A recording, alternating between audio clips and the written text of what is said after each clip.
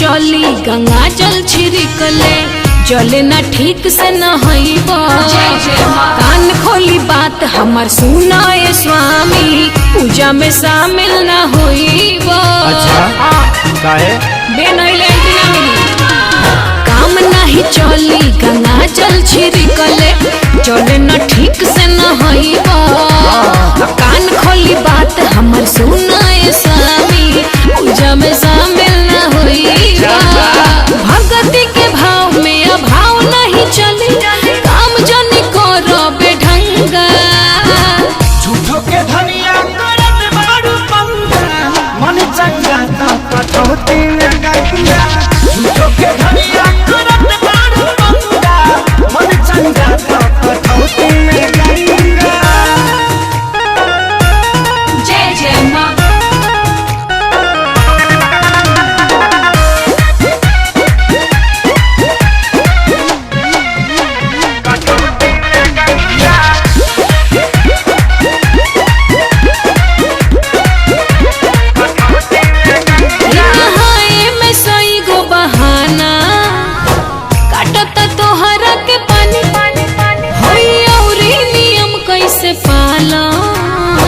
तोहरा से हम पूछो तानी कि हटे पारू में हदारू पीछे पड़ी गई तू लेके तू झाड़ू वो हटे पारू तू डालल पे मार चाहतारू वो हटे पारू। तोहरा से कम तू लोटा पानी से का तोहर बिगड़ी झूठे नु करो तार दंगा।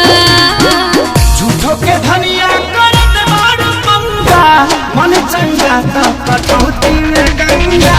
झूठो के धनिया करत मारू पंगा मन चंगा त कटौती में गंगा।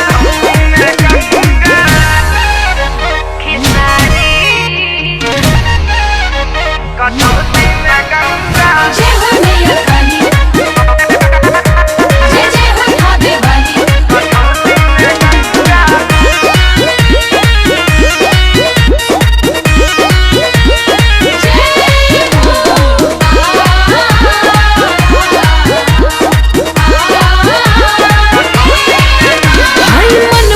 शुद्ध रही राजा तन के रही जब सुधी बोला बोला सैया खेसारी कहिए खुली तोहर बुद्धि। ए धनी प्यारी सुकुमारी सब देखो तारी महतारी गो धनी प्यारी सुतिवारी गो धनी प्यारी। अरे इहे रही रहन तो होई न बहन हो जइब तू भीख मंगा। झूठो के धनिया करत मारू पंगा मन चंगा त कटौती